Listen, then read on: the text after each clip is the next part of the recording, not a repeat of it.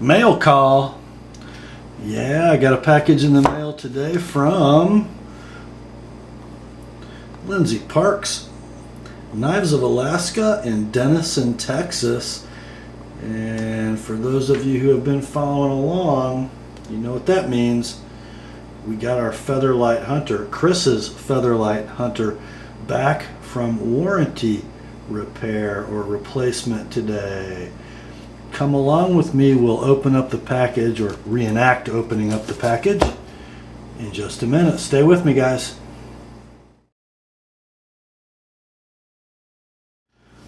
Okay, here we go. We're gonna see what our friends at Knives of Alaska did in warranty for our Featherlight Hunter. You will remember from the first video on this knife that it had some issues. It had a pivot bushing that was severely gouged and should never have been assembled.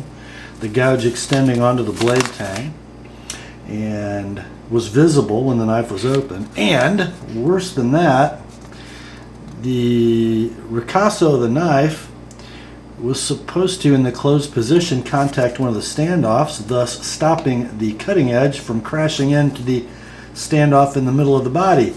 It didn't. So the knife had a chip in it that neither Chris, the owner, nor I identified as being caused by the knife body itself. And so it made it all the way through the sharpening process until I closed it for the first time, and then the chip reappeared. So we got a design problem, we got a manufacturing problem, quality problem, and today the knife finally comes back after being gone for too long, I guess I would say. The reason that it took so long, according to Knives of Alaska, at the beginning of February is because they were backlogged from the holidays. Really? Okay. To my knowledge, most people do their Christmas shopping between Thanksgiving and Christmas, not a month and a half after Christmas, but hey, you know, a good excuse goes a long way. Alrighty. One thing Chris did ask is that they add a pocket clip to the knife. Since Nothing Fancy reviewed this knife, a year or so ago, and did a TNP clip mod, Knives of Alaska has started to offer one.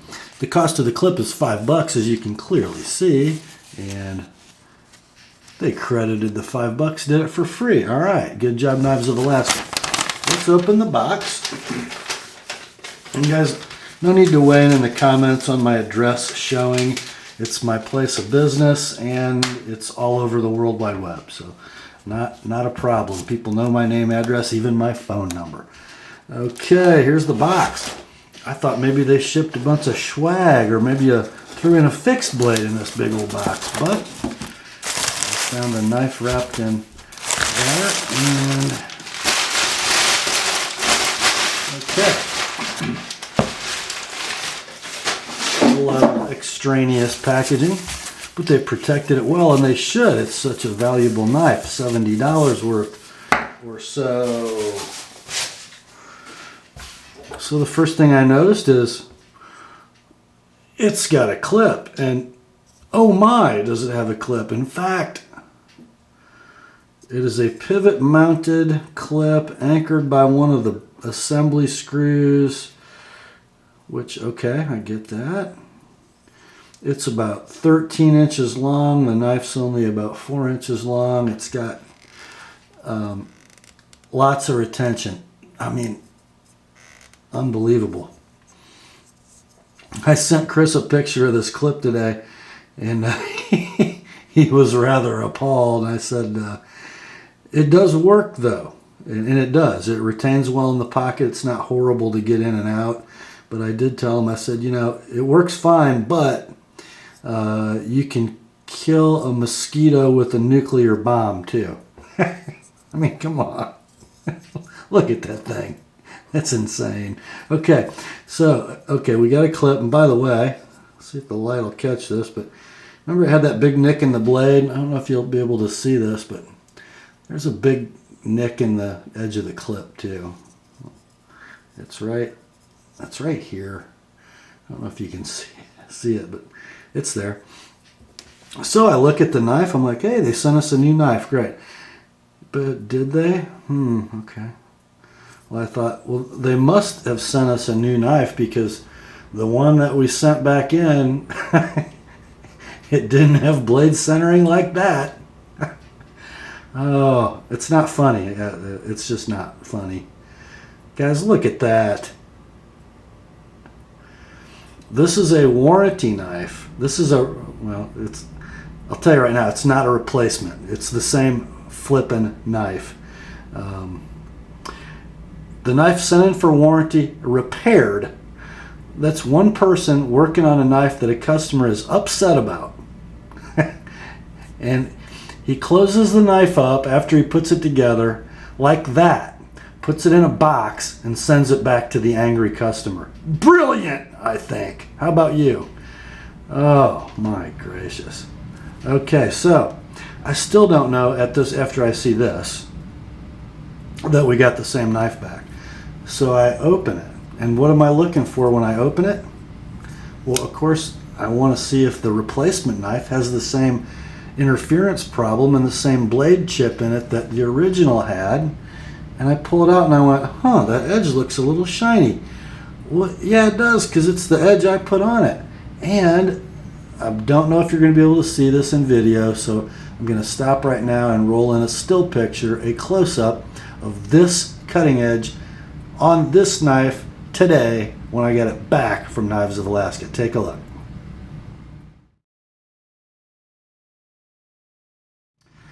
Yeah, same chip, same blade, same knife, chip still there. Now remember, this chip has been sharpened out once. This is a brand new knife. It came chipped from the factory. So I had to take enough material off this knife blade to get rid of that chip once. It came back as soon as I cycled the action of the knife because it was running into the standoff. This blade, as it stands right now, needs to have a whole bunch more material taken off it in order to be right. I would estimate 5 years of sharpening with a good amount of use, the life of this blade being reduced by. And they sent it back like that. So then I look in the knife. I don't know if you're going to be able to tell this on video either, but what did they do to correct the problem? I hope this shows up well, but take my word for it. This standoff in the middle, right here, they took the knife apart, they ground it flat to make it clear the blade, and slapped her back together. Yes, they did. So I have two round standoffs and one with a big flat spot on it and grinding marks. So now what's left? Well, we got to find out, don't we? Let's look at the pivot bushing, shall we? And I have not had this apart yet. So you're going to see it at the same time as I am.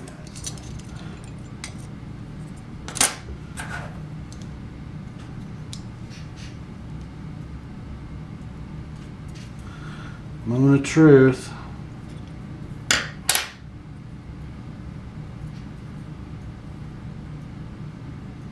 Hey, they did replace.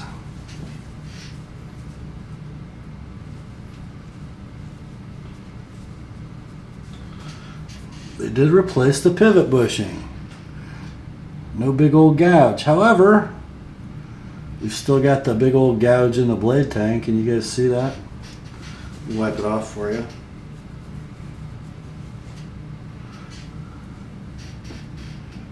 Just on that periphery, around the circumference of the bushing, got a big old gouge in the blade right here. Well, at least they replaced the bushing though. Okay. Kind of dirty for a newly assembled knife. Okay. I'm just going to leave this pile of parts for you guys to look at while I talk here. It's pretty disappointing. Just really disappointing. And if you watched my review of this knife, it was almost all positive except for these issues. It's just so disappointing. It's disappointing that their production process would allow variability such that look at that, so that you have to grind a standoff with a flat spot in it to keep the blade from crashing into it. It's disappointing that it goes out the door like that. It's disappointing that a worker in the plant, probably when pressing this knife to get this bushing into this blade, slipped, gouged the washer, gouged the blade, put it together anyway, thinking nobody would ever see it, and sent it out the door. And then you would think, well, that's got to be an aberration, right? Nobody who is any kind of craftsman in a working for a company who prides itself on made in America quality would on a normal day do something like that. It had to be done willfully. But then we ran into the customer service of Knives of Alaska. We ran into the warranty department of Knives of Alaska. Number one, they didn't exactly jump on it. What they should have done was, as soon as this package came in, somebody should have gone to inventory, plucked a Featherlight Hunter out of inventory, went over it with a fine-toothed comb to make sure it was perfect, installed a clip on it, put it in a box maybe with, I don't know, a sticker or two, maybe, I don't know if they have a keychain knife, something to make the customer feel warm and fuzzy. They should have sent back a brand new, perfect knife with a little something extra. Well, you know, the free pocket clip was a nice touch, except they shipped back a joke, just a bad joke. I mean, I expect more than I took out of this box from a $5 gas station knife. Unbelievable. They sent back the same damaged blade, oriented in a handle that was almost rubbing the liner. It was so far off center. And guys, this is a lightweight knife, not made out of exotic materials. Not a big knife, not a complicated knife. It costs $70. You pay $70 for a knife of this caliber because you're paying for precision and quality and durability from a company who stands behind their stuff. And I will grant you, this is one knife and two experiences with Knives of Alaska, but they are batting zero.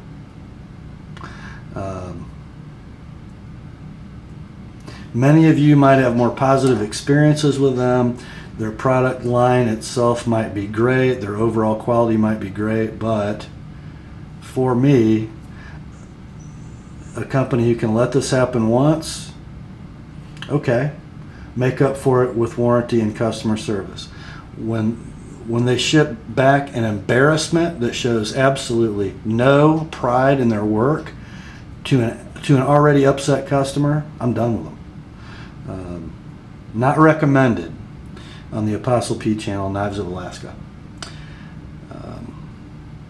Where this stands at this point, guys, is Chris, my customer who owns this knife, called them as soon as I texted him this morning when I opened the box. They are supposed to be sending me a return shipping label. I will put this knife back in the box. I think I'll just put it back in the box like this. No, I won't. I'll put it back together. Can you tell I'm not real happy? Sorry about the anger tonight. And then they're going to send a new knife this time. Can't wait to see that one. Okay. Well, guys, grace to you and peace. And grace to me and peace, because I need it right now. Have a good night. I will talk to you soon.